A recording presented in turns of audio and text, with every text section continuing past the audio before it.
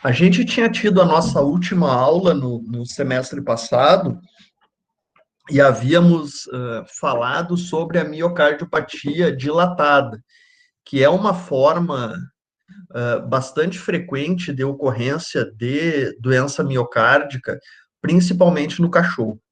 E a gente comentou alguma coisa também sobre a miocardiopatia dilatada ter ocorrência em gatos, né? Falamos que no passado ela já foi bastante prevalente em felinos em decorrência daqueles problemas que houveram com a taurina, né, na manufatura das rações, etc., e que atualmente a gente já quase não vê essa doença, a não ser quando os gatos são, por algum motivo, não têm acesso, né, à alimentação normal que deveriam ter e, consequentemente, têm a deficiência de taurina nutricional. Bom, hoje a gente vai retomar essa parte das miocardiopatias, né? Seria um segundo momento dessa aula.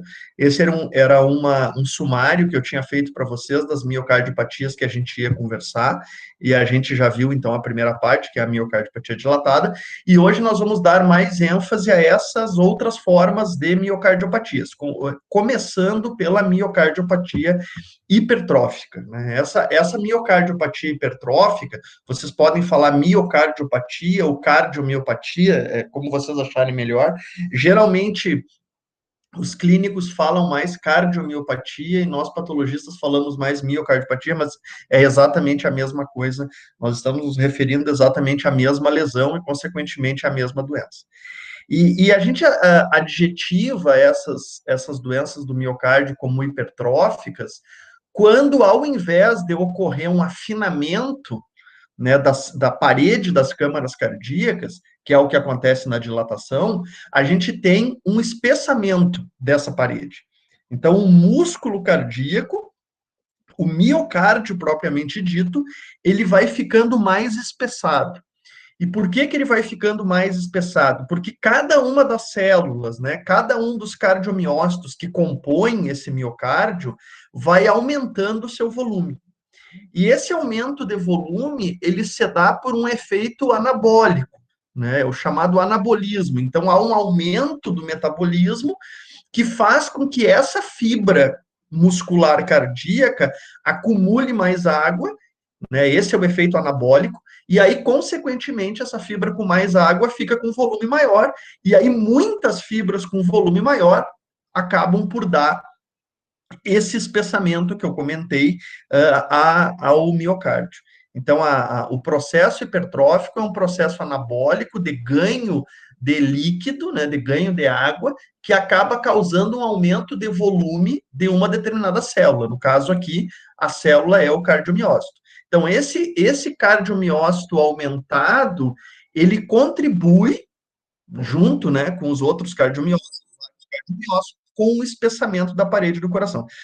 E isso pode acontecer tanto por um problema primário, né, um problema que é do próprio miocárdio, alterações, defeitos que a gente vai ver hoje, que são do próprio miocárdio, como um problema secundário, que é quando o miocárdio está hipertrofiando em resposta à necessidade que ele tem de um maior trabalho. Então, aquele coração está trabalhando mais, né? E aí, esse trabalhando mais, geralmente, não apenas, mas geralmente está relacionado com um problema na válvula. Então, tu tem uma válvula cardíaca que não funciona direito, como, por exemplo, a gente falou bastante da degeneração mixomatosa, da endocardiose, e aí, consequentemente, né, por não funcionar direito, há necessidade daquele coração ter um maior número de batimentos, e o maior número de batimentos significa um trabalho maior.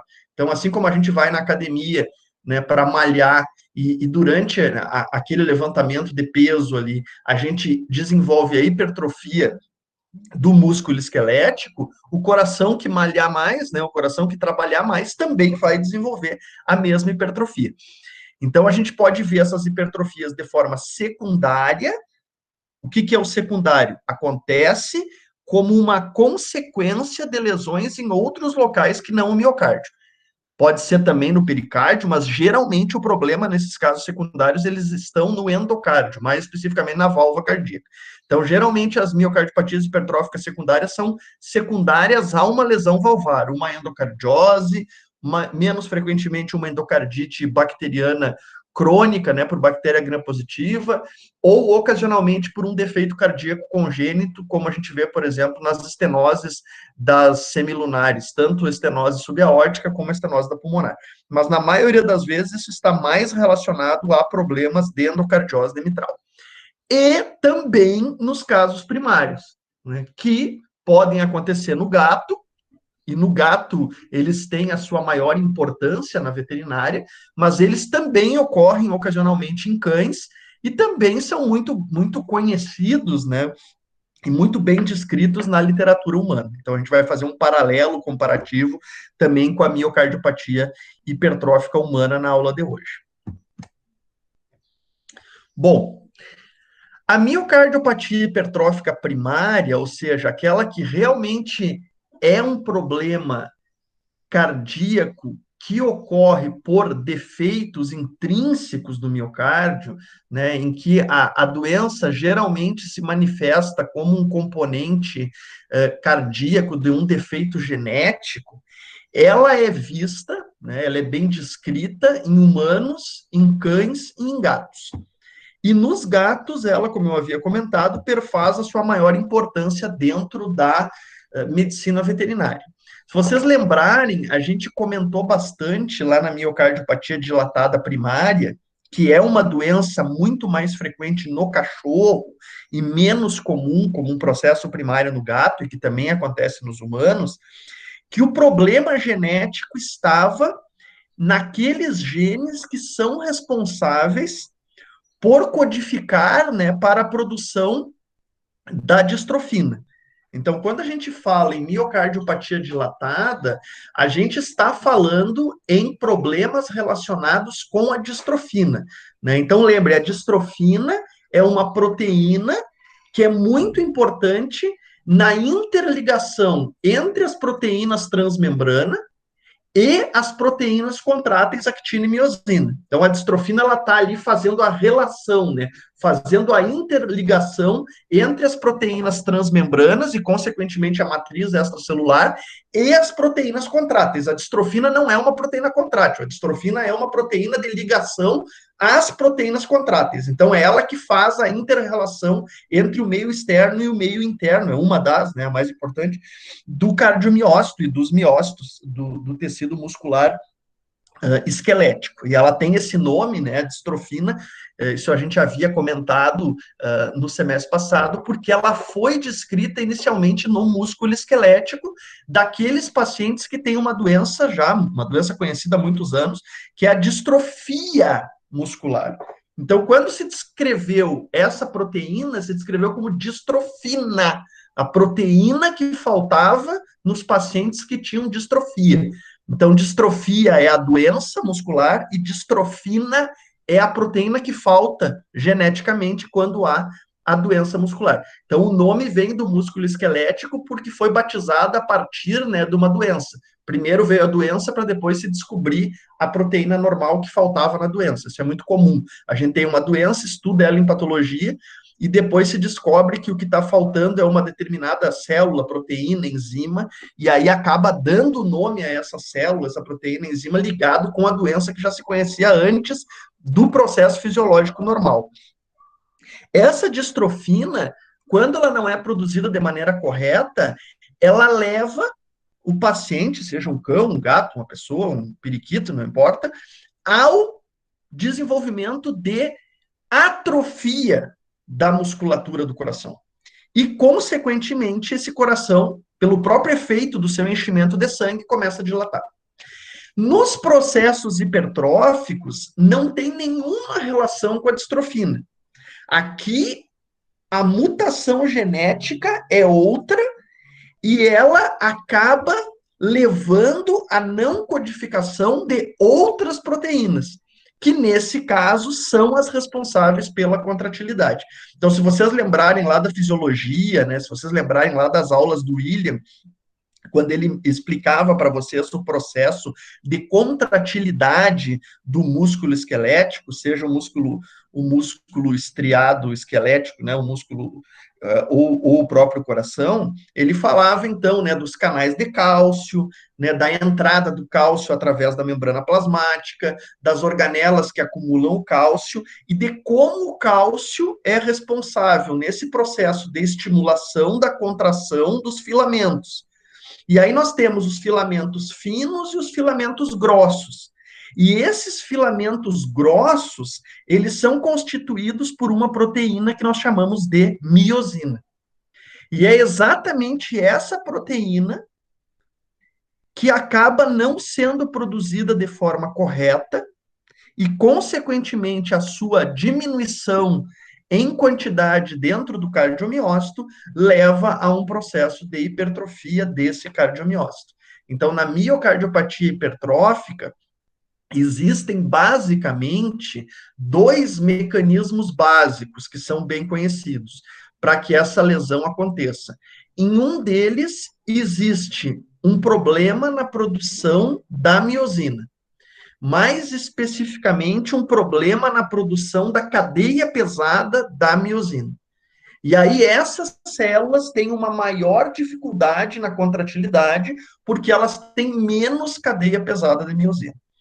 Isso foi inicialmente descrito para a miocardiopatia hipertrófica dos humanos, e é um mecanismo semelhante que tem se cada vez mais estudado na miocardiopatia hipertrófica dos cães.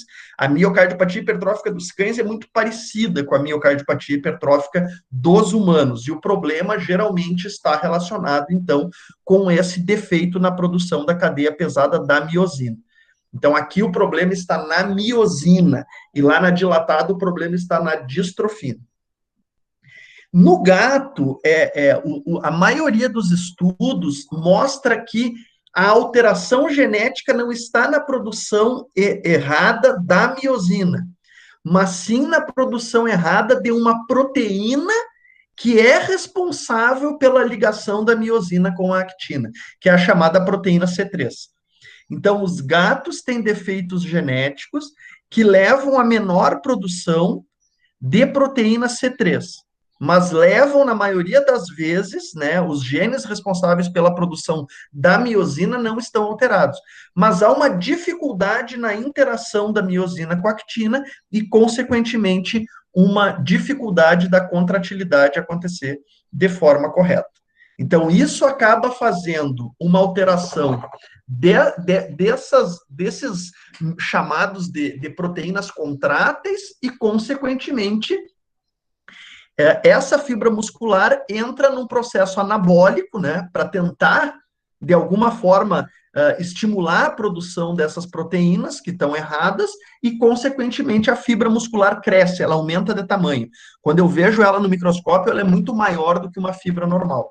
E aí, muitas fibras aumentando o seu tamanho, consequentemente, o músculo cardíaco, o miocárdio, também vai aumentar de tamanho. E isso vai ser visto como um espessamento das paredes do coração. Muito mais grave no ventrículo esquerdo do que no ventrículo direito, e geralmente perceptível macroscopicamente apenas nos ventrículos. Por que isso? Porque no momento que o ventrículo esquerdo vai ficando mais, com a sua parede mais espessada, a luz ventricular, o lúmen ventricular, vai tendo menor capacidade de acomodar sangue. E aí, consequentemente, esse sangue não consegue entrar na quantidade que deveria no ventrículo esquerdo. E aí, consequentemente, ele se acumula no átrio esquerdo. Então, geralmente, o átrio esquerdo desses animais afetados, ele não, por mais que o processo também aconteça no átrio, a gente não consegue ver a hipertrofia atrial, porque esse átrio tem tanto sangue que ele acaba dilatando. E a gente acaba vendo a hipertrofia ventricular, direita e esquerda, mas chama mais atenção a hipertrofia do lado esquerdo. Aqui eu fiz um esquema para vocês, mais ou menos com isso em palavras, né, do que eu digitado aqui, do que eu estou falando. Então, vejam, tudo começa com essa mutação, né, no gene que codifica tanto para a cadeia pesada da miosina, botei um asterisco ali, botei lá embaixo, em humanos, esse é um mecanismo bem estabelecido em humanos, tá? E que se acredita hoje que seja o mesmo mecanismo em cachorro, e essa alteração genética da síntese da proteína C3, que é uma proteína de ligação da miosina, que é o processo mais relacionado com gatos. Então, essas alterações na entrada de cálcio, que são mais conhecidas e mais bem estudadas nos humanos, ou essa dificuldade da miosina e da actina de se interligarem, né, de nós termos essa interrelação para a contratilidade, é o que leva à hipertrofia dos cardiomiócitos. E isso gradualmente vai mudando as câmaras cardíacas. Ou seja, o átrio esquerdo vai dilatando e o ventrículo esquerdo, ao hipertrofiar, vai diminuindo cada vez mais o seu lumen. E nós chamamos, então, esse processo todo de miocardiopatia hipertrófica. Como isso é uma doença genética, né, ou seja, que ocorre exatamente em função primária do miocárdio, nós denominamos ela como uma miocardiopatia primária. Nos humanos e também nos cães, um segundo fator interessante que acontece em muitos casos, não em todos, mas em muitos casos, são alterações causadas pela hipertrofia do músculo papilar. O músculo papilar, nesses casos de problema na síntese da cadeia pesada da miosina, ele também sofre hipertrofia. Isso não é algo que a gente vê com frequência no gato, né? Isso basicamente é essa hipertrofia do músculo papilar na miocardiopatia hipertrófica primária, é mais um processo dos humanos e dos cães. E isso também contribui com o remodelamento das câmaras cardíacas. Então, é mais um mecanismo patogênico que a gente vê no humano e no cachorro. No gato, e também é bem descrito nos humanos, mas aparentemente não tanto no cachorro, existe um efeito, né, que é chamado efeito de sucção. O que é esse efeito de sucção? É um efeito que muitas vezes acaba potencializando a ocorrência da dilatação atrial esquerda e fazendo com que muitas vezes a gente acabe por conseguir diagnosticar esses casos clinicamente através de uma radiografia, em que o ventrículo esquerdo, por mais que ele cresça, como ele cresce em direção à luz, a gente radiograficamente não consegue ver muita normalidade. Mas o efeito de sucção gerado por essa válvula mitral, que acaba ficando mal posicionada pela hipertrofia, né, tende a levar a uma dilatação atrial importante e, consequentemente, na radiografia, a gente consegue ver esse grau de dilatação atrial em alguns casos. Uma outra coisa que é interessante nessa patogênese também, e eu me lembro de ouvir isso algumas vezes, talvez vocês já tenham conhecido alguém que foi, por exemplo, isso é muito comum quando uma pessoa que não tem nenhum tipo de sintomatologia, né, geralmente uma pessoa jovem, aí ao redor dos 30 anos, 40 anos de idade, vai fazer uma renovação de carteira de motorista, por exemplo, e aí o médico lá do Detran, né, que faz aquele exame visual, aqueles testes visuais para liberar a carteira, geralmente ele faz uma pequena consulta junto com aquele exame visual. E às vezes, nessa pequena consulta, isso não são todos que fazem, mas alguns fazem, ele te ausculta. Então, mais de uma vez já aconteceu de amigos meus comentarem: fui fazer uma consulta, o médico me auscultou, né, consulta para a carteira de motorista, o médico me auscultou e disse assim: olha, eu não vou te liberar a carteira só se tu passar por um cardiologista, porque tu tem um sopro no coração. E aí, geralmente, as pessoas ficam apavoradas, né? E dizem, meu Deus, eu tenho um sopro no coração, né? Claro que existem muitas causas de sopro, né? A gente até falou que os humanos também têm a degeneração mixomatosa mitral, como os cães. Mas o mais frequente em humanos assintomáticos, quando tu ausculta um sopro, geralmente um sopro leve, e o paciente é assintomático, ele não tem nenhuma sintomatologia, geralmente esse sopro está relacionado com uma pequena obstrução no fluxo de saída do ventrículo esquerdo. E por que que existe essa pequena obstrução no fluxo de saída, né? Que seria semelhante a uma estenose subaórtica, por exemplo, né? Que é uma má formação que a gente vai estudar na semana que vem. Acontece que, e isso é uma coisa mais descrita nos humanos e não tão bem descrita no cão e no gato, mas pode acontecer em alguns casos em gato, né, e recebe o nome de hipertrofia septal assimétrica, de tu ter uma hipertrofia assimétrica nessa região em que a musculatura, né, forma uma espécie de um canal que leva o sangue a sair pela aorta, então, assimetricamente, às vezes ocorre de haver um crescimento. E aí, quando o sangue passa por esse crescimento, ele acaba fazendo um certo barulho. E isso é ouvido, né, auscultado pelo médico ou pelo veterinário, como um pequeno sopro. Né? E geralmente essas hipertrofias septais, elas não são muito graves. Então o sangue passa normalmente por ali, mas ele faz esse barulho. E aí, obviamente, o cara ausculta aquilo ali e diz: olha, eu não vou entregar nada para esse cara aqui de carteira de motorista, porque vai que dá um problema nele, uma síncope, ele tem um desmaio dirigindo, e aí eu não vi isso no exame, né? Então, isso também pode acontecer nos animais, embora não seja algo muito frequente como nos humanos. Geralmente, o que a gente nota bem no gato é uma hipertrofia difusa e simétrica de todo o miocárdio ventricular esquerdo. Mas existem descrições, né, principalmente descrições a partir de exames ecocardiográficos, de ter esse crescimento. E aí, imagine a dificuldade para o médico explicar, né, para o paciente leigo o que ele tem no coração, né? Então, é comum o médico dizer assim: olha, tu tem um tecidinho a mais ali que obstrui um pouco a saída de sangue do teu coração. Mas aí a pessoa não entende bem, como assim um tecidinho a mais, né? E aí eu me lembro que um médico disse para um amigo meu, disse assim: olha, tu tem uma pelezinha. Eu achei incrível essa explicação, né? Tu já imaginou tu ter uma pele no coração, né?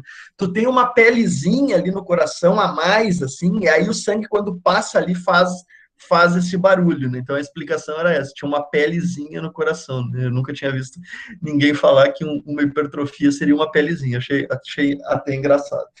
Mas, enfim, todo esse processo é para explicar para vocês que existem algumas diferenças no crescimento cardíaco nessa doença, né?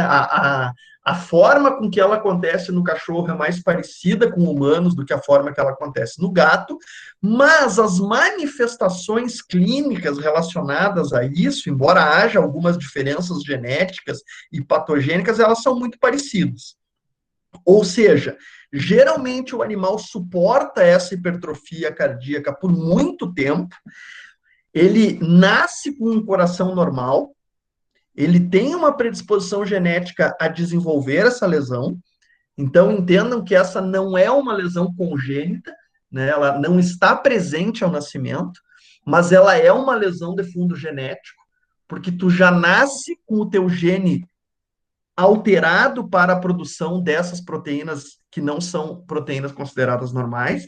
Então, é uma doença genética, ela está no teu genoma, mas ela não é uma doença congênita, porque tu não manifesta as lesões ao nascimento.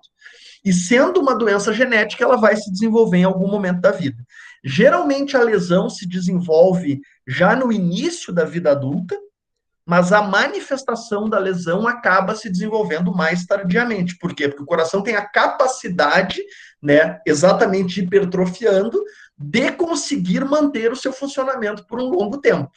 E ao manter esse funcionamento, ele entra, né, num ciclo vicioso em que cada vez ele se torna mais hipertrofiado.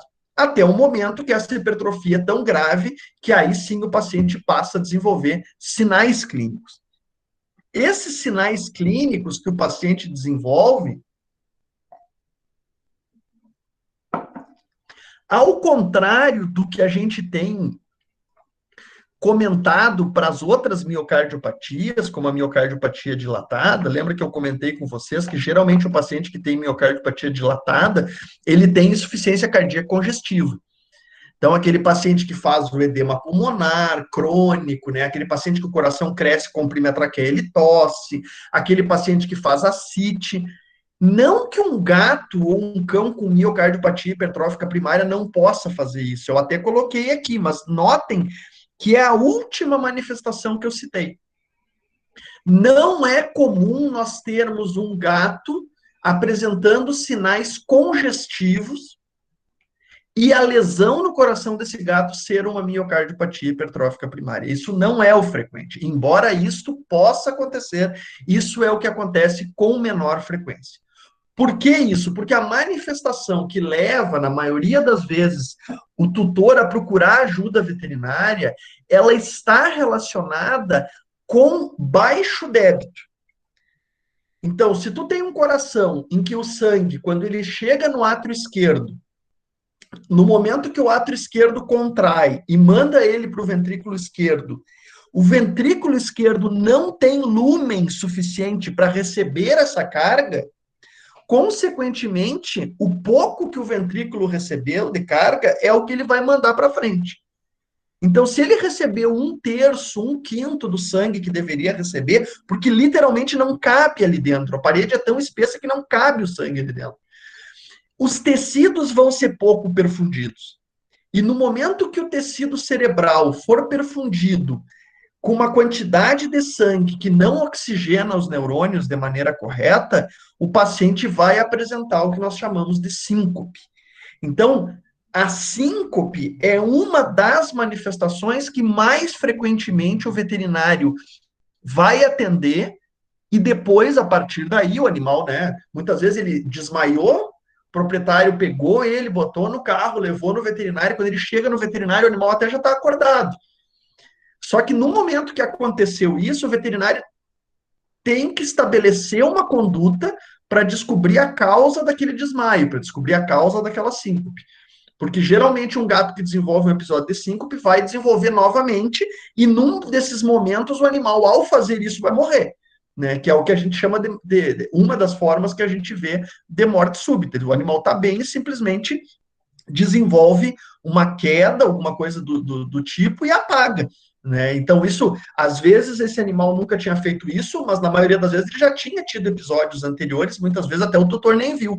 Então, ele tem episódios de síncope que culminam em um determinado momento num quadro de morte súbita. Né? E esses animais geralmente são os que mais frequentemente são atendidos e posteriormente vão ter o seu diagnóstico de miocardiopatia hipertrófica. E isso se deve a um baixo débito cardíaco, mais especificamente ao nível dos neurônios. Os neurônios não estão sendo perfundidos porque não está chegando sangue lá como deveria chegar.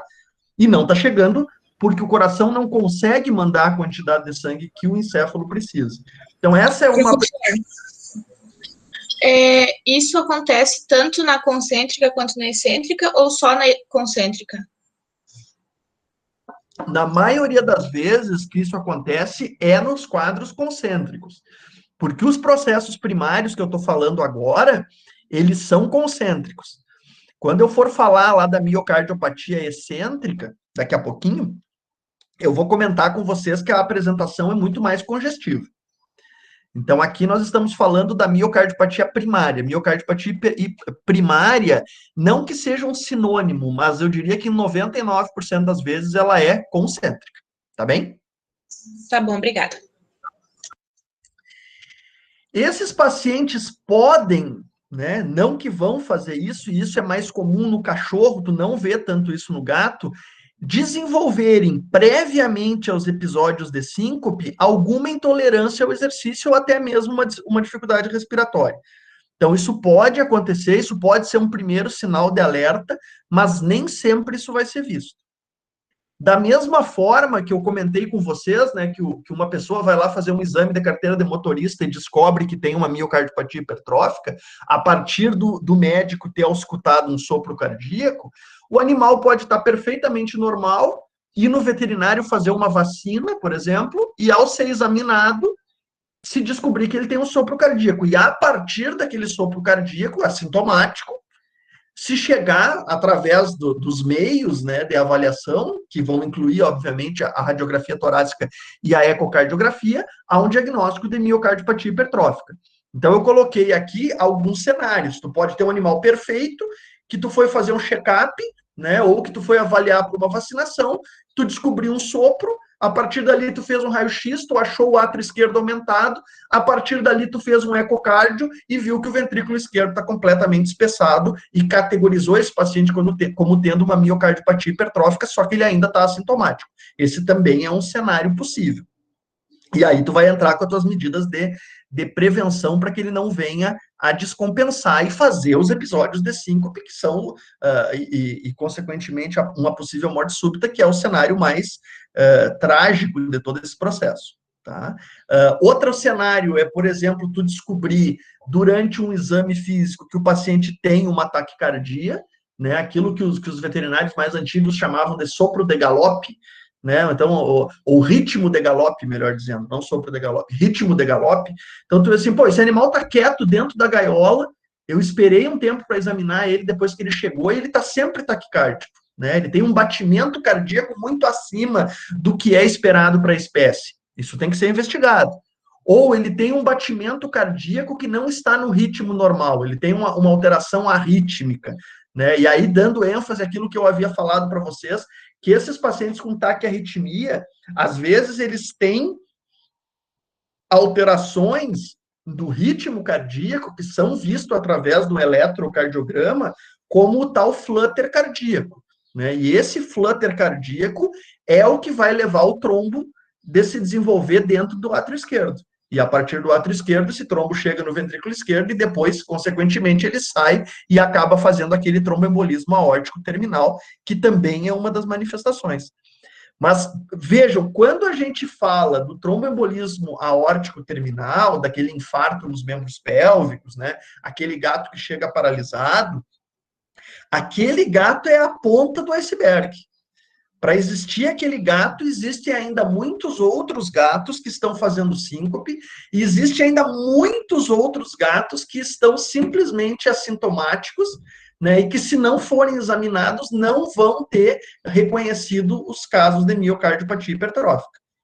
Então, por exemplo, quando eu faço necrópsia, na rotina de necrópsias, eu vejo alguns casos de gatos que morreram subitamente e têm miocardiopatia hipertrófica. Eu vejo alguns casos de gatos que têm tromboembolismo aórtico terminal e têm aquela gangrena dos membros, né? Fizeram o infarto dos membros e, consequentemente, a gangrena. Mas eu vejo muito mais casos de gatos que morreram de outras coisas, um gato que morreu atropelado, um gato que morreu por leucemia ou por linfoma e era FeLV positivo e já tinha uns 3 ou 4 anos de idade. E esses gatos têm miocardiopatia hipertrófica, só que eles ainda estavam na fase assintomática. E não está escrito no histórico deles que havia essa suspeita. Ou seja, eles nunca fizeram um check-up para ver se eles tinham, né, algum tipo de sopro cardíaco ou um ritmo de galope, uma taquicardia, ou alguma arritmia observável através do eletrocardiograma. Então, eu noto que isso é muito subdiagnosticado. O pessoal, na verdade, acaba só pensando na miocardiopatia hipertrófica quando o paciente já está desenvolvendo síncope, quando ele morreu subitamente, ou quando ele desenvolveu a gangrena dos membros pélvicos. Nesses casos, tu já não tem mais o que fazer. Agora, quando tu descobre que esse paciente tem uma miocardiopatia hipertrófica ainda na fase assintomática, tu estabelece uma terapia que é a terapia que vai permitir que esse animal fique muito mais tempo vivo sem que ele venha desenvolver esses sinais que vão acabar sendo, muitas vezes, fatais para ele.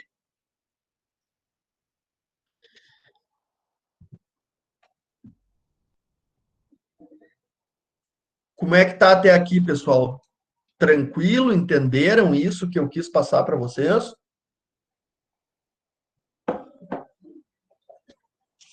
Em relação a tu ter, eu acho isso muito importante, né? Da gente não lembrar da doença apenas quando o paciente morre, apesar disso aqui ser uma aula de patologia, né? A gente também entender que a doença muitas vezes está ali de forma silenciosa.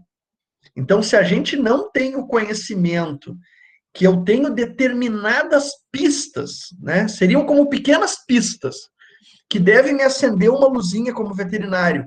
Olha, esse gato veio para eu castrar. Esse gato veio para fazer uma vacina. Esse gato veio para... Porque ele tem um outro probleminha que não é de grande importância, mas o tutor preocupado me trouxe. Esse gato precisa ser examinado para que eu saiba se ele tem alguma pequena evidência, alguma pista que ele possa ter essa lesão, ainda não se manifestando clinicamente, e aí eu possa, talvez, estabelecer uma terapia para que ele tenha uma vida muito maior. Não é diferente, eu vou dizer, por que ele contou aquela história da carteira de motorista? Porque é muito parecido, né? Um cara de 30 anos, 40 anos, ele não vai no cardiologista, né? Principalmente se ele for um homem, né? O homem, para ir no cardiologista, geralmente é lá pelos 50 e com a mulher empurrando. O cara não vai, né? Aí, se ele vai fazer um exame que não tem nada a ver com cardiologia, ele só está indo lá tirar a carteira de motorista, renovar a carteira de motorista. E o médico, ao escuta ele, diz: olha, tu tem um pequeno sopro no coração, isso acende uma luz para ele ir no cardiologista. E aí, de repente, o cardiologista vai dizer para ele: olha, esse sopro, porque tu tem aqui pelo ecocardio, pelo ultrassom do coração, uma hipertrofia assimétrica do ventrículo esquerdo que está diminuindo a luz na passagem do sangue para sair pela aorta. E isso é o primeiro indício de uma miocardiopatia hipertrófica. Então, eu vou prescrever uma medicação, e essa medicação ela vai controlar esse crescimento. E ao controlar esse crescimento, tu não vai, por exemplo, desenvolver um desmaio. E aí tu vai poder dirigir. Quando isso não é sabido, né, e muitas vezes por uma negligência daquele médicozinho lá, aquele médico que faz a assistência básica de saúde, que estava com preguiça de te auscultar e ver se tu tinha alguma coisa, é muitas vezes que um cara jovem morre. Então vocês ouvem falar assim: pô, o cara era jovem, não tinha nenhum problema, tinha 30 e poucos anos, morreu subitamente. É muito difícil que esse cara tenha tido, por exemplo, um infarto agudo do miocárdio, como tem um homem de 50 e poucos, 60 anos que morre subitamente. Provavelmente ele teve uma miocardiopatia hipertrófica negligenciada. E isso é exatamente a mesma coisa que acontece no gato. Se no dia da vacinação anual da raiva daquele gato, o veterinário tivesse auscultado, ele teria visto que aquele gato, não a hora que ele chegou, que ele estava enlouquecido, mas depois de ficar na gaiola, no ambiente, né, mais tranquilo, fica sempre em taquicardia. Tem um nível de batimento cardíaco, ele tem uma frequência cardíaca mais alta. Ou aquele gato tem uma alteração do ritmo. Ou aquele gato tem um sopro. Nós já falamos, os gatos dificilmente têm alteração valvar. Então, primária. Então, se um gato tem um sopro, provavelmente está relacionado com uma miocardiopatia hipertrófica. E talvez isso seja um sopro em decorrência dessa hipertrofia assimétrica que acontece na parte do miocárdio mais próxima à válvula semilunar aórtica. E aí tu pode dizer: olha, o teu gato tem uma lesão no coração, vamos fazer uma ecocardiografia. Aí tu vai ver que ele está hipertrofiado. O teu gato tem uma hipertrofia no coração. Ah, mas ele está super bem. Sim, ele está super bem, mas uma hora tu vai chegar em casa e ele vai estar morto. Ah, e o que eu posso fazer? Então, nós vamos prescrever medicamentos que vão diminuir a chance dele ter um evento de morte súbita. Vão diminuir a chance dele ter um evento de tromboembolismo e ficar com as pernas gangrenadas. Ah, então isso vai salvar ele? Não. Provavelmente ele possa, mais tarde, no futuro, vir a ter. Mas eu vou aumentar a expectativa de vida dele. Ele não vai morrer com 5 anos, ele vai morrer com 15, mesmo que ele possa vir a morrer da mesma doença. Então, isso eu acho fundamentalmente importante como medida preventiva.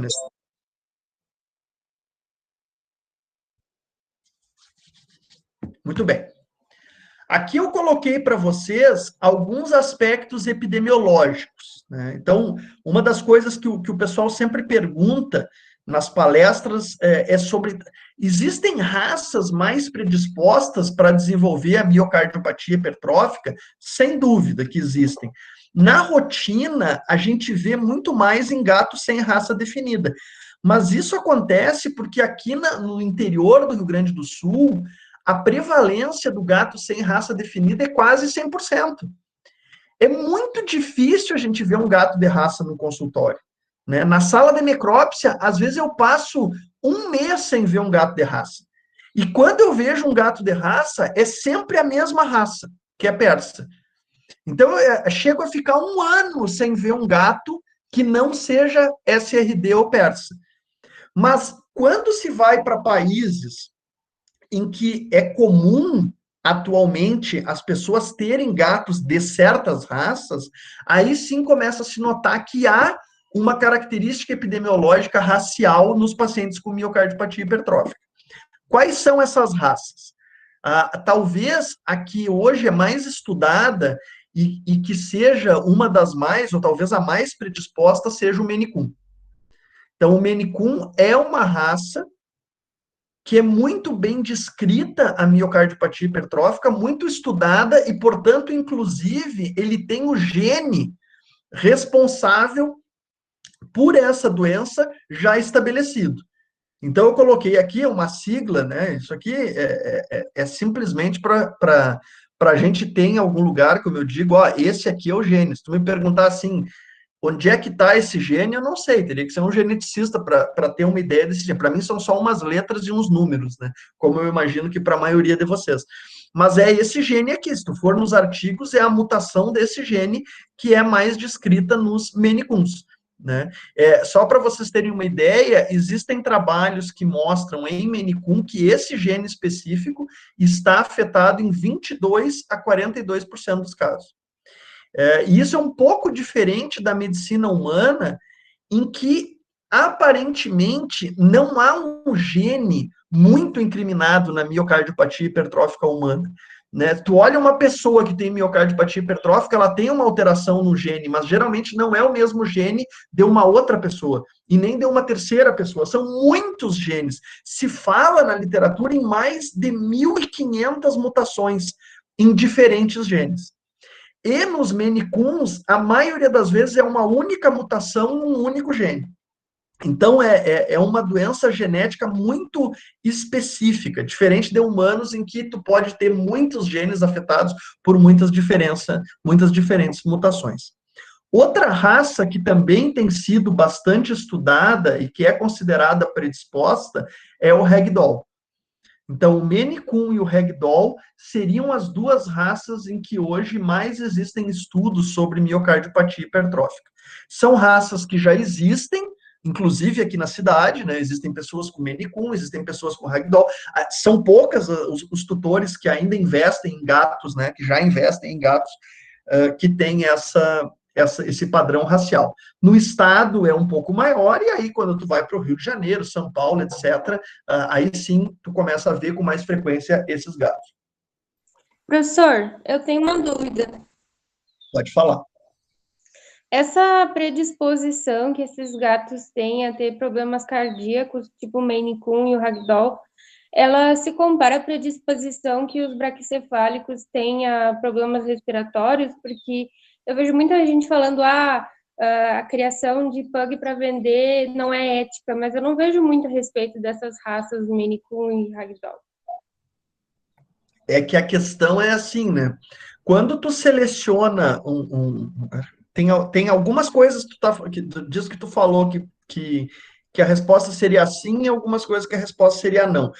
Como é que eu vou te dizer isso? Vamos começar do início. Quando tu cria padrões raciais, tu cria por algum motivo. Então, por exemplo, por que uma pessoa gostaria de ter um gato Maine Coon? Né? Qual é o motivo que uma pessoa gostaria de ter um Maine Coon? Bom, é porque ele é grande. Né? Algumas pessoas querem ter um gato de grandes proporções. Muito bem. Então, quando se criou o Maine Coon, se criou para isso, para ter um gato grande. Não necessariamente, durante a criação desse gato, de alguma forma, esse processo que aumentou a predisposição a certas doenças, porque sempre que tu seleciona animais para ter uma certa característica benéfica, tu acaba também selecionando alguma característica, infelizmente, maléfica.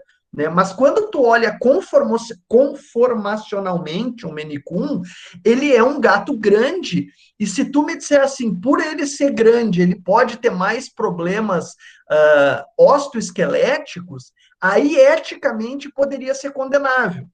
Por que eu estou falando isso? Porque quando tu fala do Pug, a seleção que fez o Pug existir é porque as pessoas queriam um cachorro com a cara muito achatada. Né? Porque algumas pessoas, de novo, né, esses padrões raciais, eu comparo eles a fetiches, né? Não tem como tu explicar. Por que uma pessoa gosta sei lá, se vestir de boneco para fazer sexo, né, e outras pessoas não gostam? Então, isso aí não é nem considerado normal ou anormal, isso é uma questão do que cada um gosta. Um gosta de comer uma coisa, outro gosta de comer outra. Um gosta de fazer sexo de uma maneira, outro de outra, que seria o fetiche, né? A questão racial é meio parecido com isso. Por que uma pessoa gosta de um cachorro com a cara bem comprida, como um galgo, e outra pessoa gosta de um cachorro com a cara bem achatada, como um bulldog? Não tem como entender. Mas por gostar disso, as pessoas criaram essas raças porque, de alguma forma, querem ter aquele cachorro com a cara achatada. A questão é que, quanto mais tu achatou a cara daquele cachorro, mais tu fez com que ele tivesse problemas na respiração.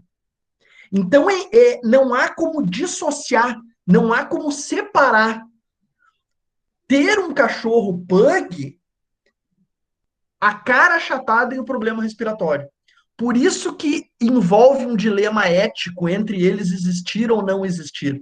Porque para ele ter aquilo que tu queria, tu teve que causar um malefício nele. E tu estava durante todo o tempo que as pessoas foram cruzando pugs,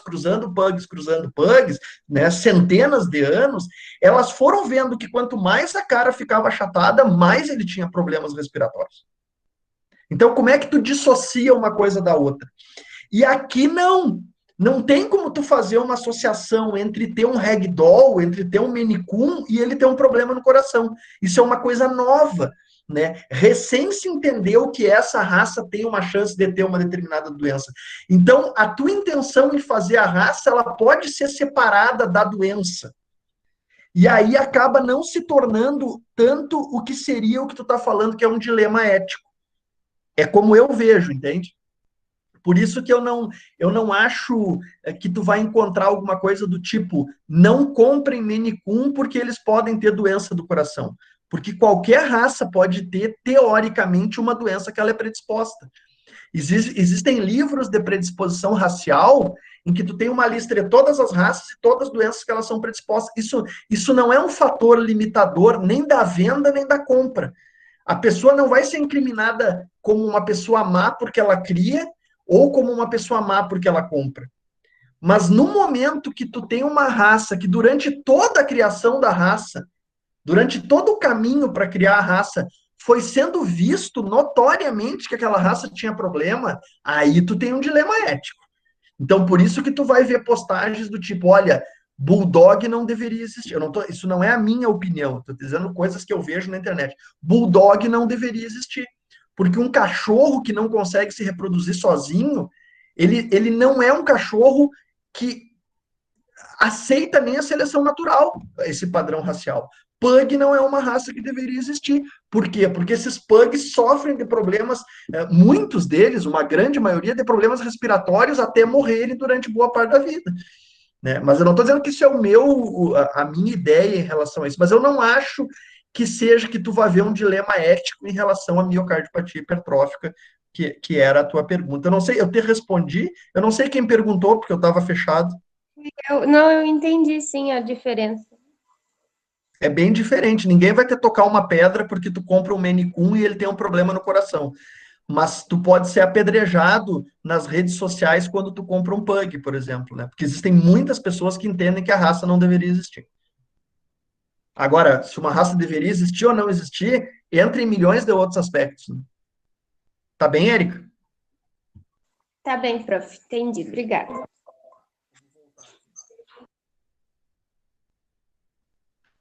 Bom, o Ragdoll, então, é outra raça que nos últimos anos tem sido bastante estudada, tanto para o Ragdoll como para o Maine Coon, ou até para o teu gato SRD, né? A gente que tem gato SRD, né? Eu que sou um apaixonado pelo gato sem raça definida, eu não sou muito ligado nos padrões raciais, eu gosto de gato sem raça.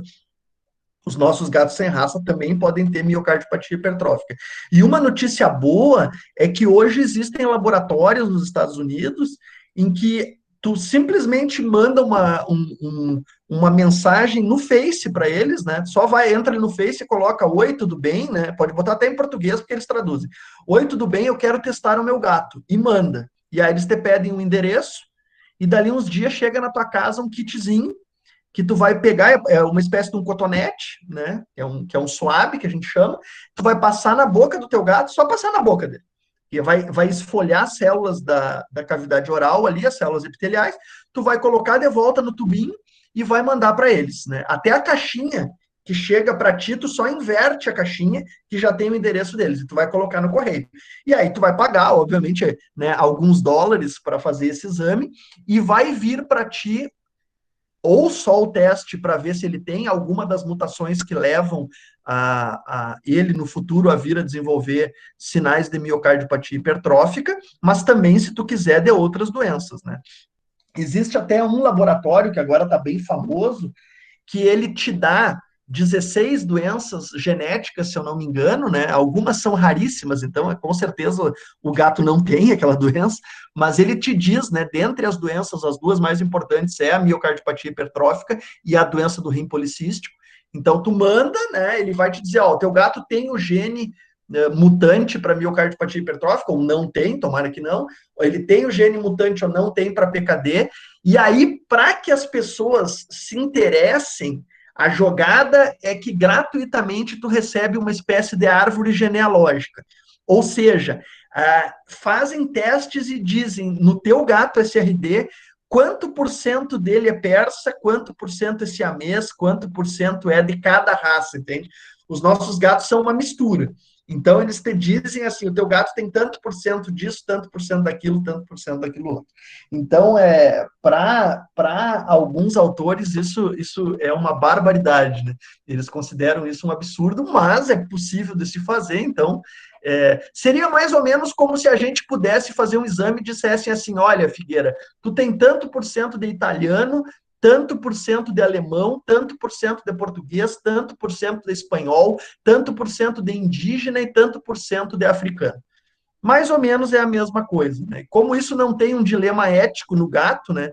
O gato ele não vai ser discriminado por ser mais persa, mais siamês ou mais ragdoll. Então, às vezes, um tutor que não tem muito o que fazer, por exemplo, eu digo, às vezes algumas dessas coisas eu descubro por causa da minha mãe, né? Minha mãe é uma senhora, ela fica no Face, então ela não tem nada para fazer, né? Ela fica ali no Face e daqui a pouco ela acha uma coisa dessa e me manda. O que é isso aqui, né? E aí eu digo, isso é um exame assim. Aí ela tem gato também, SRD. Eu quero fazer na minha gata, né? Aí quando tu diz o preço, algumas pessoas se apavoram e não fazem, e outras pessoas, obviamente, que têm dinheiro, fazem simplesmente porque elas querem saber se o gato dela é mais persa ou menos persa, mais siamês ou menos siamês. Mas isso também existe, né? E tá simplesmente a um toque de dedo no teu celular e $800 para te fazer. Eu coloquei aqui também o risco elevado para o persa, que seria a nossa raça mais comum aqui, para o esfinx, né? O esfinx é aquele gato pelado, para quem não é muito do mundo do gato. O chartreux, né? O chartreux é um gato muito comum na Europa. Geralmente ele é um gato que tem uma pelagem mais azulada, assim, é muito parecido com os nossos SRD cinzas. E o Norwegian, que é o gato da floresta da Noruega, né? Que é um gato grande, que hoje em dia é muito usado em alguns comerciais de ração, principalmente. Ele é quase do tamanho de um Maine Coon, né? E tem uma cara, que eu acho eles com uma cara de lobo, assim, uns gatos muito bonitos, e eles têm uma pelagem longa, assim, que quando aquele pelo é bem cuidado, eles são gatos muito fotogênicos, digamos, são muito bonitos também, muito caros, né? Existem gatos dessa raça que chegam facilmente a $15 mil, né? Gatos de porte grande, crescimento rápido e com sobrepeso são mais predispostos. Então, essa é uma das doenças que ela não é causada pelo sobrepeso, né? Mas a chance de um gato vir a desenvolver sinais quando ele tem sobrepeso é maior. Então, isso é um motivo para que a gente cuide da alimentação dos gatos também, principalmente um gato que tu sabe que tem essa mutação genética, ele não deve ganhar peso. Pode acontecer desde os 8 meses aos 16 anos, mas a grande maioria dos animais vai desenvolver sinais clínicos entre 4 e 8 anos, com uma média de 6 anos de idade.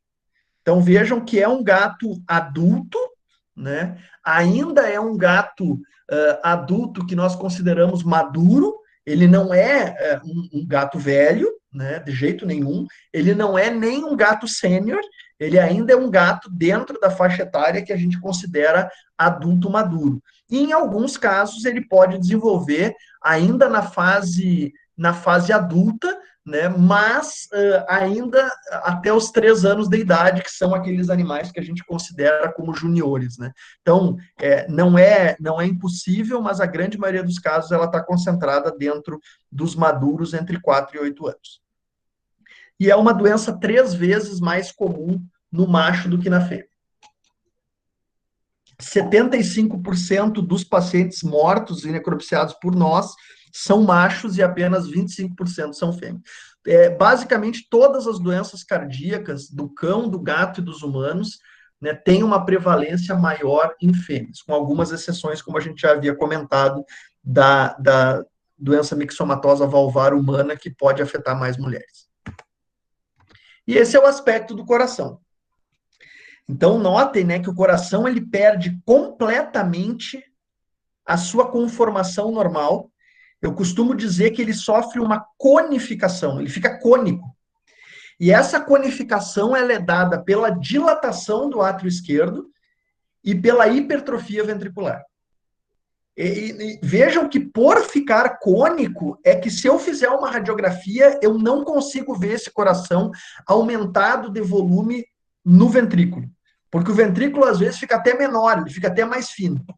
Então, eu preciso do ultrassom, porque no exame ultrassonográfico, que nós chamamos de ecocardiografia, que é o ultrassom do coração, se consegue mensurar a parede, através das ondas, né, ultrassonográficas, se consegue mensurar a parede desse ventrículo. Pelo raio-x, eu vou olhar e vou dizer assim, esse coração não tem nada, esse coração está normal. Né? E às vezes eu vou ver a dilatação atrial, mas muitas vezes não, eu não consigo ver nem a dilatação atrial. Quando a gente corta o coração, esse aqui é um corte que eu fiz alguns dias atrás, eu fiz um corte longitudinal para vocês conseguirem ver todas as câmaras, né? Então a gente tem aqui o átrio esquerdo, o átrio direito e o ventrículo esquerdo. Só não consigo ver o ventrículo direito. Eu cortei tangencialmente, tentei cortar mais ou menos no meio do ventrículo esquerdo, ficando o fundo da cavidade ventricular como sendo o septo interventricular. Então, aqui dentro, vocês veem lá no fundo o septo interventricular, vocês veem o músculo papilar, nota que o músculo papilar, ele não está hipertrofiado, e aí vocês veem a parede exclusivamente do ventrículo esquerdo. A parede do ventrículo esquerdo está marcadamente hipertrofiada. E a luz do átrio esquerdo está aumentada de volume. Então, esse é o aspecto. Notem como a parede é espessa e como a luz é pequena. Tu tem pouca luz, então o sangue acaba ficando represado no átrio esquerdo. E aqui é um corte de um outro coração de um gato transversal. É assustador para quem já viu um corte transversal de coração, em que a gente tem um músculo cardíaco, né? Aí quando tu corta o coração bem no meio, que seria um terço, mais ou menos, da largura do ventrículo, abaixo da mitral, quando tu corta o coração exatamente no meio, como se estivesse cortando um salame, né? Tu corta exatamente ele na metade, que fica abaixo da válvula mitral, o que a gente observa? A gente observa que os ventrículos, a gente já falou bastante nisso, o ventrículo esquerdo é 3 vezes mais espesso que o ventrículo direito, né? A parede, o miocárdio do ventrículo. E mais espesso, mais ou menos o dobro que o septo interventricular. Aqui, parece que tu cortou um pedaço de carne. A impressão é que tu pegou aquela carne do bovino, que é o lagarto, né, que aqui no sul a gente chama de tatu, e cortou aquilo no meio e fez um furo. Porque o coração está completamente sólido, parece um rocambole de carne. Né? Por que isso? Por que eu quase não vejo a luz do ventrículo esquerdo e não vejo a luz do ventrículo direito? pelo simples fato que o músculo está hipertrofiado. Ele deveria ser assim e ele está assim. Então, do lado direito, vocês têm o coração normal de um gato, e do lado esquerdo, vocês têm o coração de um gato com miocardiopatia hipertrófica. Então, vejam como o músculo cardíaco cresceu. Ele cresceu tanto, e ele cresceu em direção à luz, que eu quase não tenho mais lúmen do ventrículo esquerdo, e basicamente não tenho mais lúmen do ventrículo direito. Esses ventrículos não vão conseguir se encher de sangue como deveriam. Então, eles não vão conseguir mandar o sangue para onde eles deveriam, na quantidade que eles deveriam. E isso vai acabar levando, então, o paciente a desenvolver sinais de baixo débito, que muitas vezes vão ser vistos principalmente na forma de morte súbita.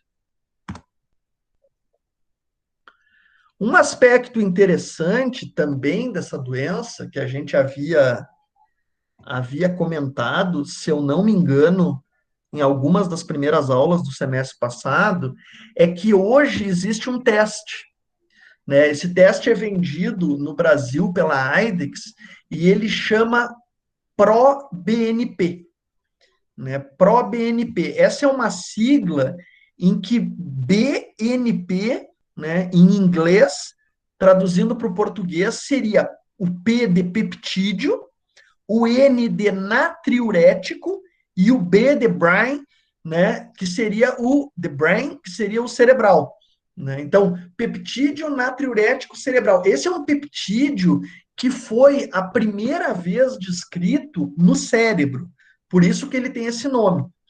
E esse peptídeo foi descrito quando se estudava cérebro de suínos, em 1988, eu coloquei ali para vocês. Só que ele mostrou, mais ou menos aquela coisa da prostaglandina, né? A gente estuda muito a prostaglandina, estuda falando em dor, estuda falando em reprodução, mas o nome prostaglandina vem porque ela foi descoberta na próstata. E, basicamente, a gente nem fala em prostaglandina quando está falando em próstata, mas o nome ficou, né? Então, prostaglandina vem de próstata, embora a gente fale em prostaglandina em basicamente tudo que é órgão e fale pouco na próstata. Aqui é a mesma coisa. Tu não vai ver alguém falando muito de BNP quando está falando em medicina, neurologia, né? Ou quando está falando em neuropatologia. Mas vai ver a gente falar muito porque ela mostrou, né, essa proteína, que ela é muito importante para a detecção de lesões cardíacas. E nos humanos, como essa proteína ela está em grande quantidade dentro dos cardiomiócitos, quando os cardiomiócitos morrem, ela é liberada na circulação. Então, geralmente, quando uma pessoa tem um mal súbito, né, e se suspeita que ela teve, por exemplo, um infarto cardíaco, um dos testes que se faz é exatamente detectar a presença dessa proteína, que é chamada de ProBNP.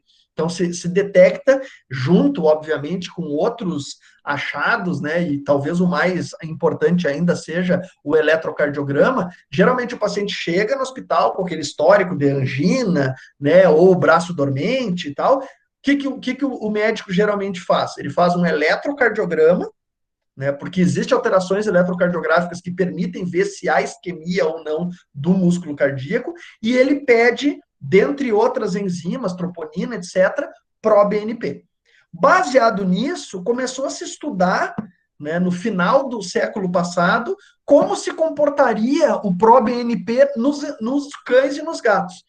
E se viu que nos gatos com miocardiopatia hipertrófica, em decorrência de nessa doença também haver isquemia miocárdica, e aí eu coloquei aqui para vocês que além da hipertrofia miocárdica, que acontece nos gatos que têm a mutação, né, para a cadeia pesada na miosina, a cadeia pesada da miosina mutada também afeta o músculo liso.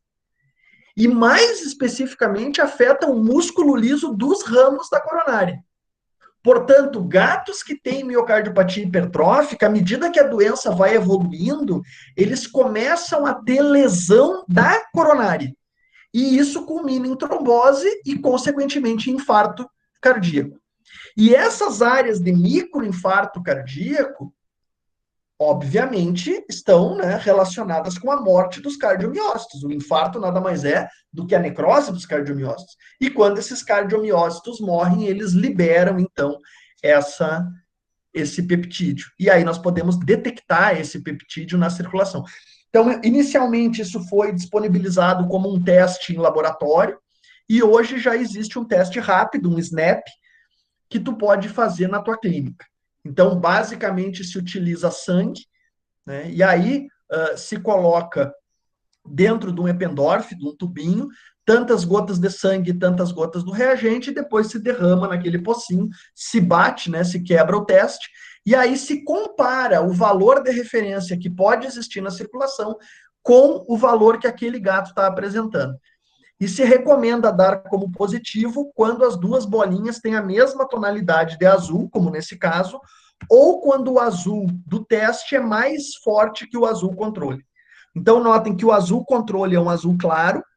Quando ficar o mesmo azul que o azul controle, o animal é positivo, e quando ficar ainda mais forte, ele é super positivo, né? Ou seja, pode inclusive indicar, quanto mais forte for, que mais hipertrofiado está aquele miocárdio, porque mais morte de cardiomiócito está acontecendo.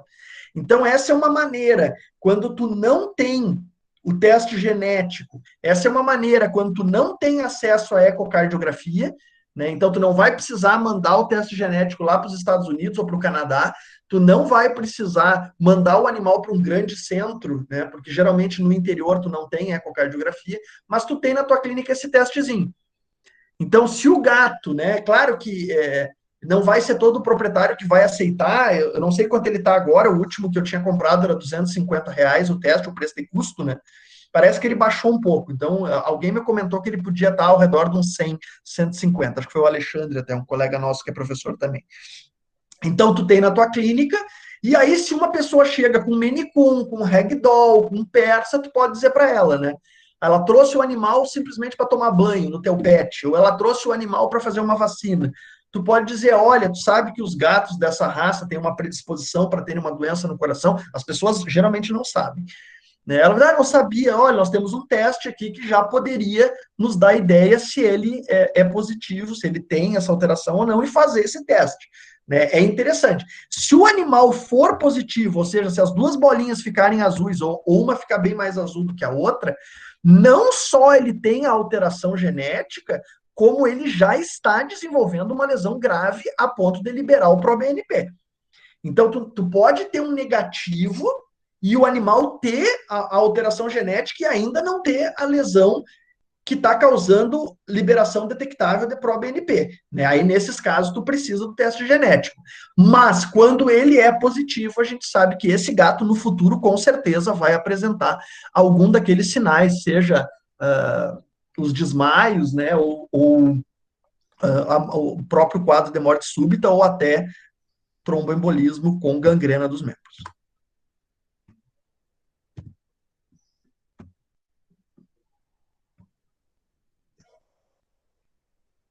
Pessoal, em relação à miocardiopatia hipertrófica felina, querem fazer alguma pergunta? Senão eu vou passar para a canina, que é mais rápido, e a gente encerra por hoje. Querem perguntar alguma coisa? Tem alguém vivo ainda? Ou todos foram Tá todo embora? mundo vivo, prof. Não, Da minha parte, não tem dúvida. Tá bem, porque como eu não enxergo vocês quando eu estou ali no Meet, né, quando eu estou passando aqui no PowerPoint aqui, às vezes eu dou uma olhadinha no celular aqui para ver se ninguém, porque semana passada, uma hora a Natália me mandou uma mensagem e dizia assim, professor, caiu, né? Então, se por acaso cair, é mais fácil me ligarem, porque eu tenho medo de eu ficar horas falando aqui e, na verdade, não ter ninguém ouvindo, né? Mas se vocês estão aí, tá bem.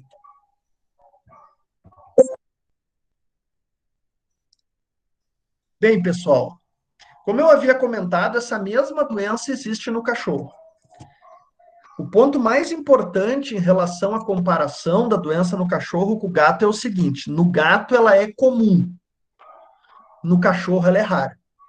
Não a miocardiopatia hipertrófica. A miocardiopatia hipertrófica, vocês sabem, eu falei na endocardiose, ela é a consequência mais comum das doenças valvares. Mas como uma doença genética, como uma doença primária na espécie, ela não é comum. Ela nem de perto chega à prevalência que tem a miocardiopatia dilatada primária. Por isso que, geralmente, vocês ouvem assim, a miocardiopatia dilatada primária é mais comum no cachorro e a miocardiopatia hipertrófica primária é mais comum no gato. Né? Então, isso é a verdade. Nós temos muito mais casos de dilatada primária no cachorro, mas existe no gato, mas é raro, e temos muito mais casos de hipertrófica primária no gato, mas existe no cachorro, embora seja raro.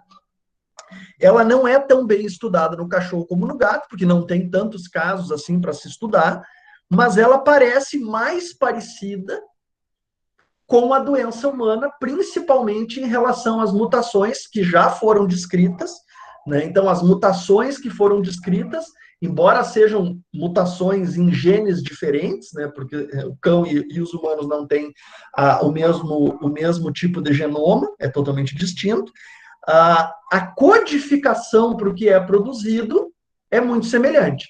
Então, no cão é mais parecido do ponto de vista de haver alteração na cadeia pesada da miosina, enquanto no gato é mais associado àquela proteína C3 de ligação da miosina com a actina. Existem raças predisponentes, né? Existem raças predispostas. Essas raças incluem o pastor alemão, o Rottweiler e o dálmata. Das que a gente tem aqui na nossa região, né? O dálmata talvez, por não ser um cachorro que se vê com tanta frequência na rotina, é o que a gente vê proporcionalmente mais casos. Então, é comum, quando a gente tem um dálmata com manifestação cardíaca ou com caso de morte súbita, a gente sempre pensar na possibilidade do desenvolvimento de miocardiopatia hipertrófica. Ela ocorre em cães mais novos, quando comparado com gatos. Geralmente, eles têm 3 anos de idade, no máximo. Né? Eu já peguei com 1 ano, com 2 anos. Não antes disso, não é uma doença que se sobrepõe às doenças congênitas, né? Ela não está ali nos primeiros meses de vida, geralmente ela está depois de 1 ano, mas na maioria das vezes ela está antes de 3 anos. Pode acontecer aquele tromboembolismo aórtico terminal com infarto dos membros, mas não é frequente. O mais comum realmente são episódios de síncope e principalmente morte súbita. Lembrando que a morte súbita, tanto no cão como no gato, né, eu sempre gosto de fazer uma ressalva em relação a isso, ela é muito relacionada com o envenenamento. Então, geralmente, as pessoas têm o seguinte pensamento: se o meu animal estava bem, eu saí para trabalhar, eu voltei e ele está morto, ele foi envenenado. Sim, muitas vezes isso se confirma, mas não, nem sempre isso se confirma.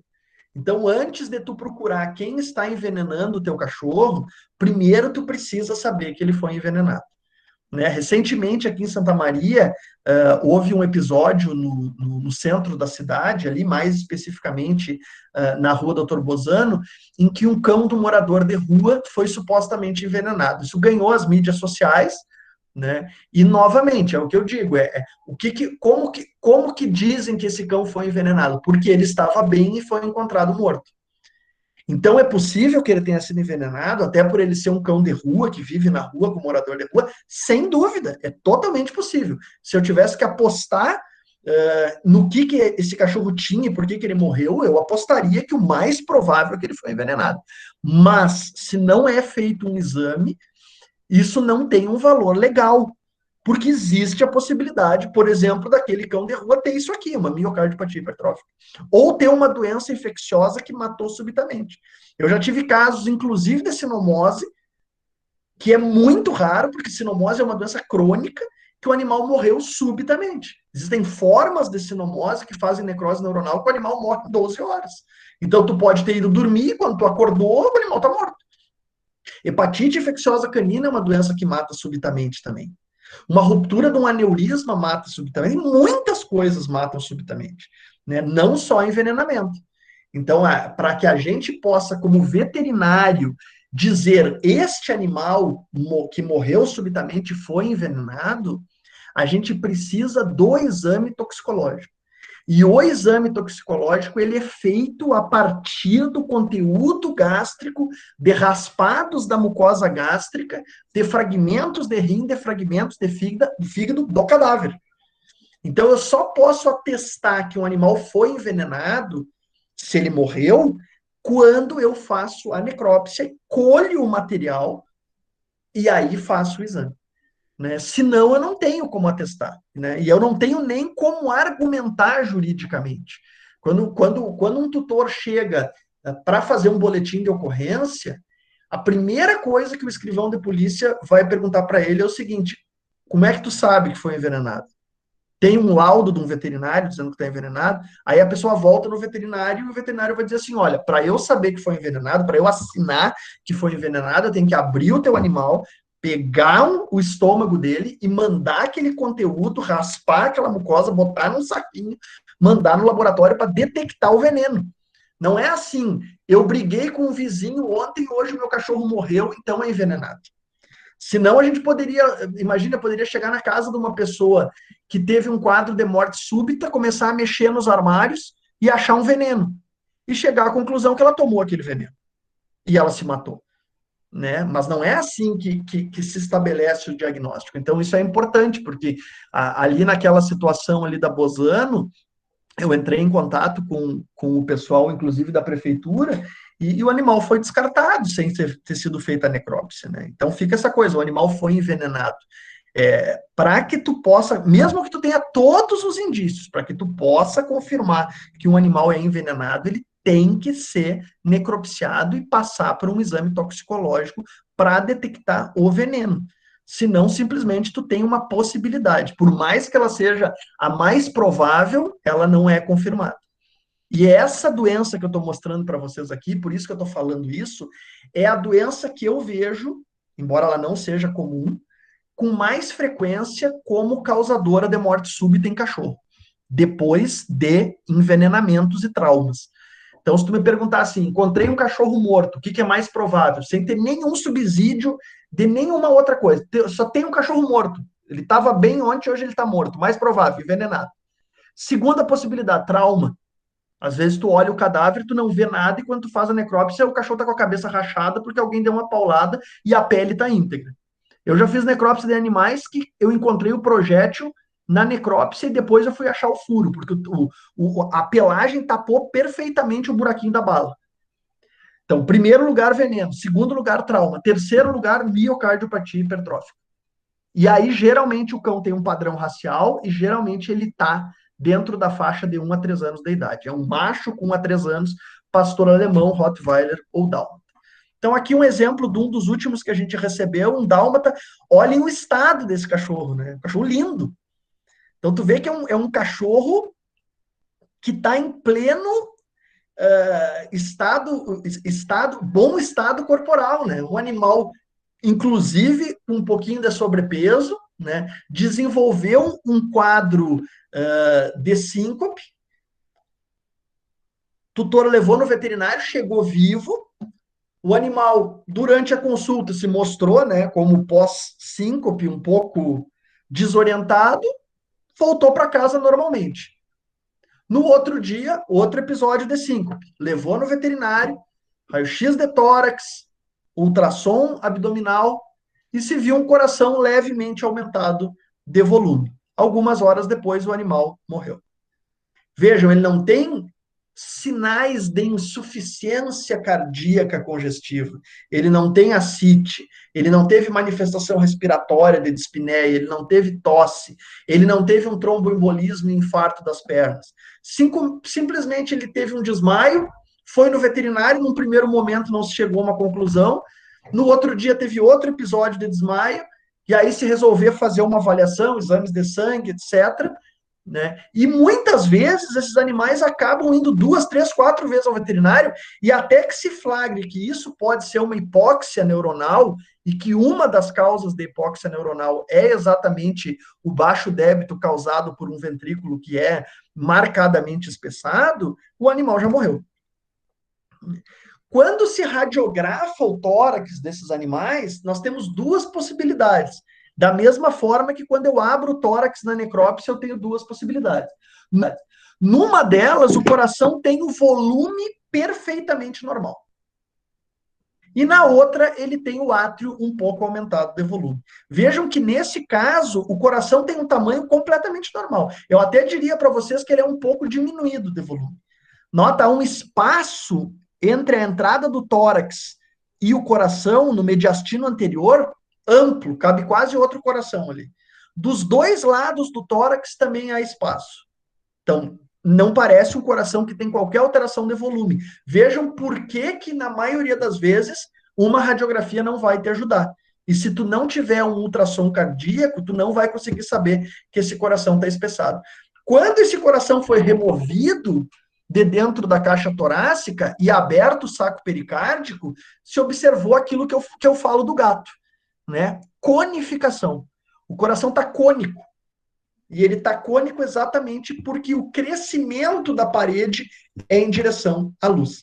E agora vejam o grau de espessura. Novamente, né? Lembrando, parece que tu não... Coração, quando tu pega ele para cortar, facilmente quando tu corta, tu vê aquela luz ampla, né? Aquele lúmen amplo, principalmente o lúmen do ventrículo direito.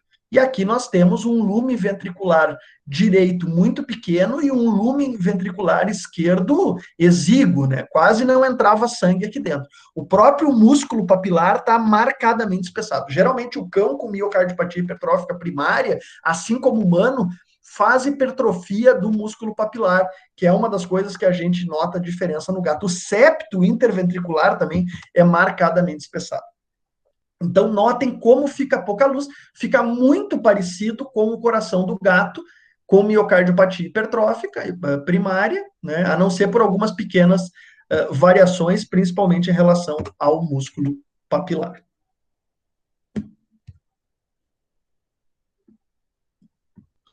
Pessoal, com isso a gente termina as miocardiopatias primárias, né? Falamos semestre passado na dilatada, falamos hoje na hipertrófica.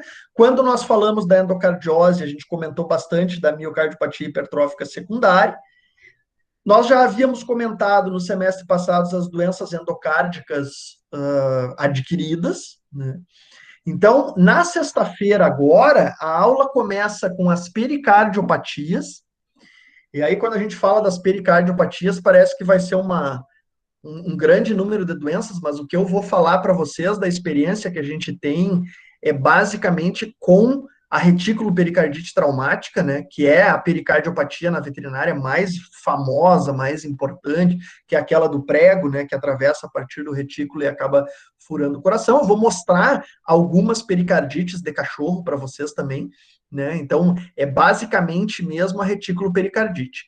E aí, depois, a gente vai entrar nas lesões incidentais. O que são as lesões incidentais? São aquelas lesões que ocorrem no coração, mas que geralmente não causam manifestação cardíaca. Mas eu vejo na necrópsia quando o animal morreu de outra coisa, né? Então, por exemplo, eu vejo um cisticercos no coração de um bovino. Aquilo não mata um bovino, mas eu preciso conhecer, porque quando ele morre de outra coisa, no caso, abatido no frigorífico, eu sei o que matou ele no frigorífico, né? Foi um cara que foi lá e deu uma marretada para a gente comer ele. Mas eu tenho que conhecer aquela lesão, porque se ele tem aquela lesão, muitas vezes eu preciso fazer um tratamento daquela carcaça, seja pelo frio ou dependendo do número de lesões, eu tenho que condenar, né? Algumas lesões acidentais acontecem em animais de companhia, então quando eles morrem de outras doenças, eu também encontro essas lesões no coração. Então a aula que vem, ela é a primeira parte das lesões pericárdicas, com ênfase na retículo pericardite traumática bovina, e depois nós vamos mostrar várias lesões que a gente encontra na necrópsia e que são achados de necrópsia, né? Lesões acidentais, ou a gente encontra no frigorífico. E aí, na outra semana, que nós temos aula na quarta-feira, a gente vai começar falando dos tumores cardíacos e finalizar falando dos distúrbios cardíacos congênitos. Aí nós temos um fechamento com todos os assuntos ao redor da patologia cardíaca. Depois, como a gente havia combinado, para a parte vascular, que vocês não tiveram na geral, vocês vão ter acesso à minha primeira aula, que vai ser sem ser na quinta-feira, amanhã, na próxima quinta-feira, que vai ficar disponível para vocês, e eu vou falar de trombose venosa, de trombose arterial, etc. E aí nós encerramos essa parte, e na sexta-feira que vem entra o professor Chico com o respiratório.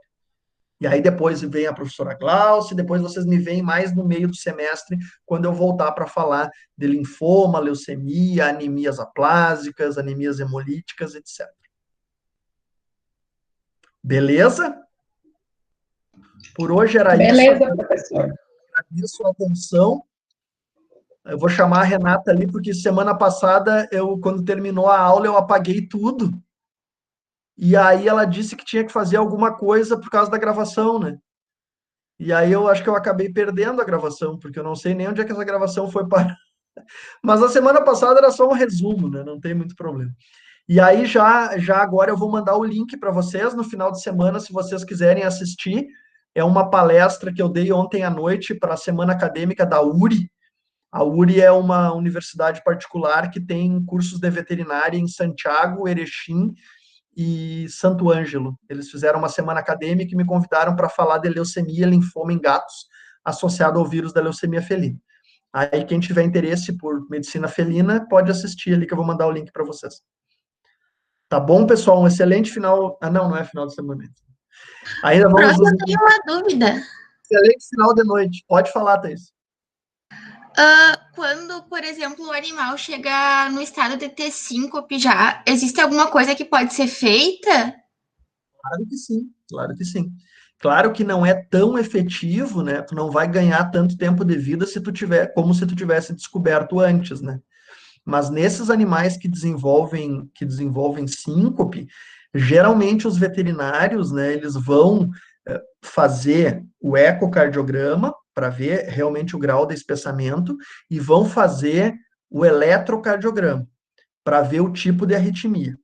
Geralmente eles vão notar que existe uma arritmia, né, nem que seja muitas vezes uma taquicardia, né, apenas aquele ritmo de galope, e aí eles vão entrar com uma droga para o resto da vida, que é o chamado antiarrítmico.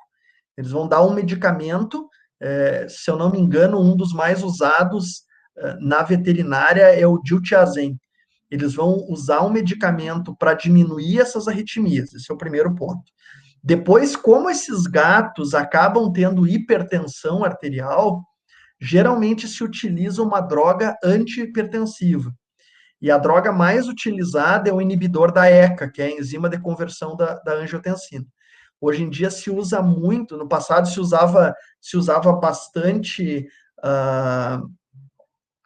o captopril, né? Se usava bastante o enalapril também, hoje se usa bastante o benazepril.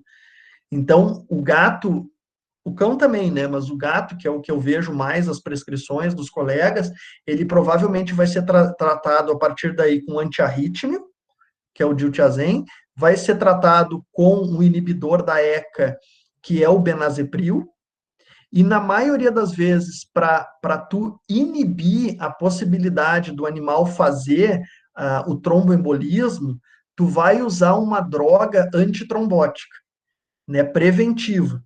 Ou seja, o animal ela não vai adiantar se o animal já tem a trombose, já tem um infarto com a gangrena. Ela é preventiva como quando o pai ou o avô de vocês toma aquela aspirina infantil todos os dias para não desenvolver trombose.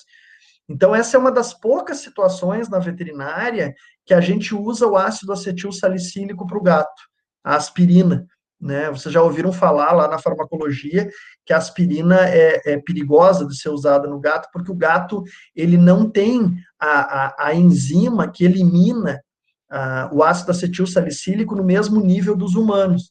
Então, a gente, quando toma uma aspirina, ela tem uma meia-vida de mais ou menos 8 horas. Então, quando a gente está com dor de cabeça, por exemplo, toma uma aspirina, é sempre recomendado que só vá tomar outra aspirina, né? Ou quando tu está com febre, depois de 8 horas, porque ela tem uma meia-vida de 8 horas.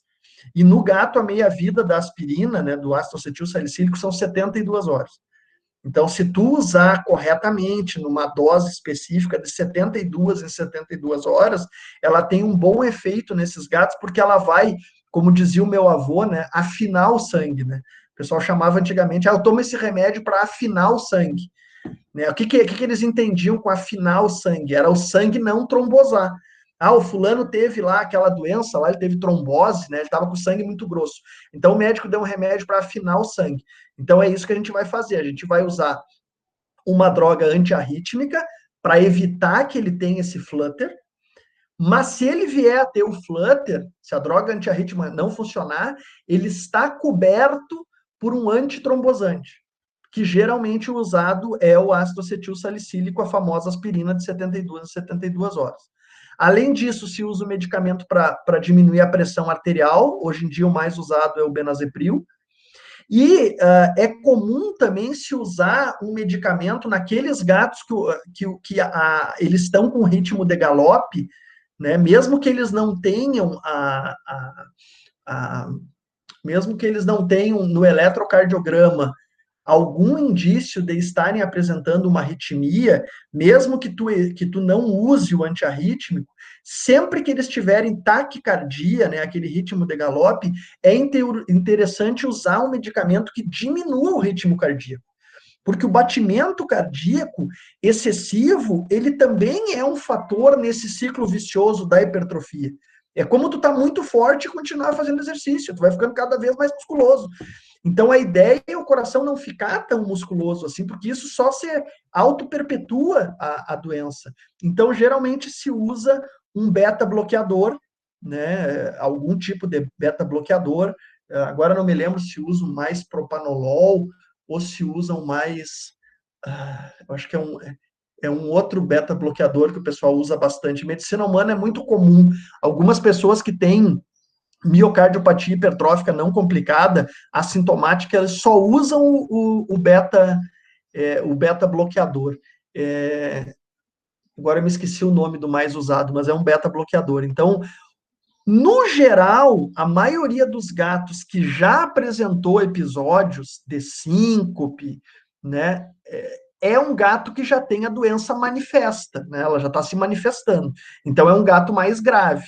Então, esse tipo de paciente, geralmente, ele é taquicárdico e arrítmico.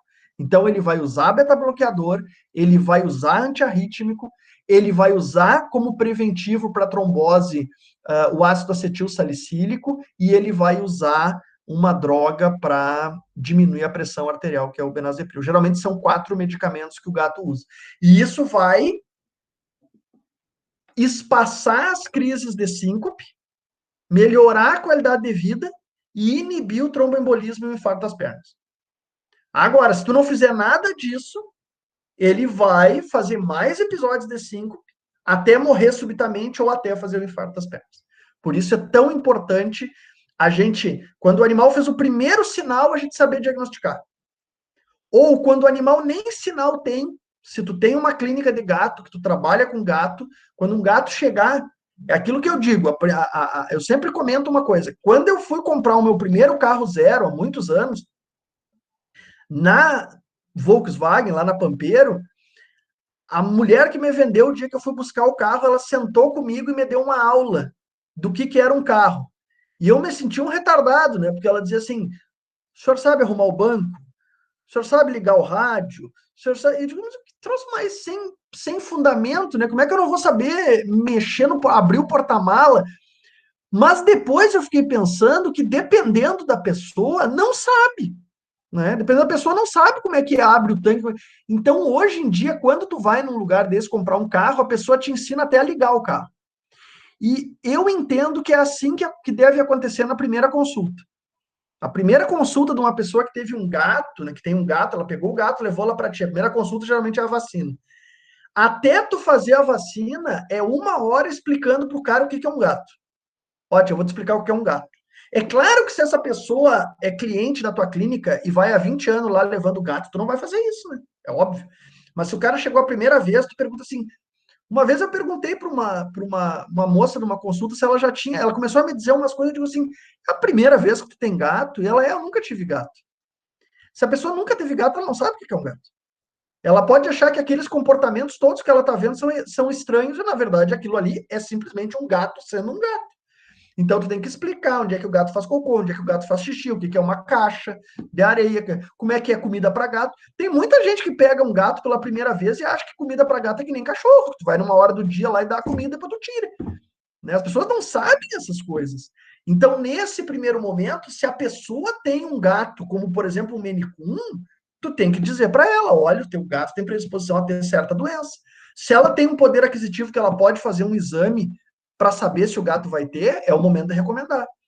Se ela não tem poder aquisitivo, tu vai dizer para ela, olha, então a gente vai cuidar. Se um dia ele tiver um episódio de síncope, a gente vai fazer pelo menos o ecocardio e o ProBNP. Tudo isso tem que ser explicado. Como é que uma pessoa vai ter comprado um gato, um cachorro de uma raça e ela não vai saber as doenças que são predispostas naquela raça? Como é que ela vai conseguir saber quando o animal está ficando doente, se ninguém nunca explicou para ela? Isso, quem que tem que explicar isso aí? Tu que é o veterinário. Por isso, né, eu sempre defendi os veterinários quando eles dizem que lá na primeira consulta não é quanto custa uma vacina. É uma consulta e a vacina. Mas se tu cobra uma consulta, vamos dizer que a tua consulta é R$200, e a vacina que tu vai aplicar é 100. Então, se tu cobra 200 da consulta e 100 da vacina, tu também tem que entender que tu tem que fazer a consulta, né? Não é cobrar 300 e só dar a vacina. Porque é engraçado isso, né? Às vezes as pessoas dizem assim, querem que eu cobre só o preço da vacina, mas tem toda a consulta. Mas aí tu fica assistindo a consulta e a consulta durou 3 minutos. 3 minutos não justifica R$200. Aí tu vai dizer, mas eu vou no médico e é 3 minutos e é 400. Eu não tem nada que ver com o médico. Se eu vou no médico e ele fica comigo 3 minutos, eu pago os 400 dele, mas eu nunca mais volto. Eu não tenho problema em pagar os 400, mas ele tem que me atender direito, conversar comigo no mínimo meia hora para saber o que eu tenho. Senão, eu não volto mais lá. E é a mesma coisa no veterinário. E aí, nesse momento, que o dono do ragdoll vai saber que ele pode ter miocardiopatia hipertrófica, que o dono do gato persa vai saber que ele tem uma chance maior de ter PIF, que o dono do Maine Coon vai saber que ele tem uma chance maior de ter miocardiopatia hipertrófica, que o dono do persa vai saber que ele pode ter PKD, que é a doença do rim policístico. Tu que vai contar para ele nesse momento, e tudo que ele tem que ficar atento, né? Como é que o gato come, quais são as vacinas, como é que ele deve limpar a caixa de areia, que tem 20 tipos de areia diferente no mercado, que nem os veterinários sabem qual é a diferença entre uma e outra. E aí tu vai indicar areia como? Aí o cara diz assim, ele que compre a areia que ele quiser. Não é assim que funciona. Depende do perfil de cada um. Qual é a areia que ele vai usar? Qual é o perfil dele? Ele fica em casa? Ele não fica em casa? Ele vai usar a liteira fechada? Ele vai usar a liteira aberta? Mas isso aí, eu sou veterinário. Isso aí é do cara do pet shop. Não, senhor, isso aí é o teu papel. É o teu papel como veterinário. Dizer para ele se o gato dele vai tomar banho ou não vai. Tudo é papel do veterinário. O veterinário não pode se eximir disso. Ainda mais quando ele cobra. Tá bom, pessoal? Obrigado aí por aguentarem as minhas filosofias. Obrigada, professora. Até sexta. Obrigada, prof. Até sexta. Um abração. Tchau, prof. Até mais. Mais. Tchau.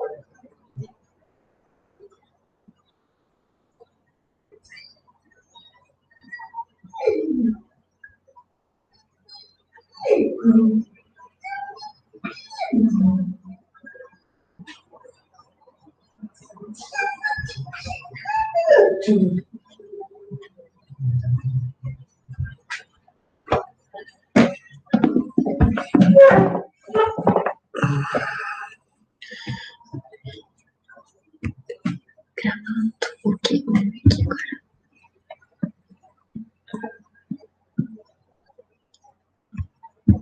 Interromper a gravação. Tu não fez isso aqui aquele dia, né? Não, fechei tudo. Só fechou. Parar de gravar a cena. A gravação será salva no Google Drive. Um link para a gravação será adicionado ao evento. Todos os links de participantes terão acesso.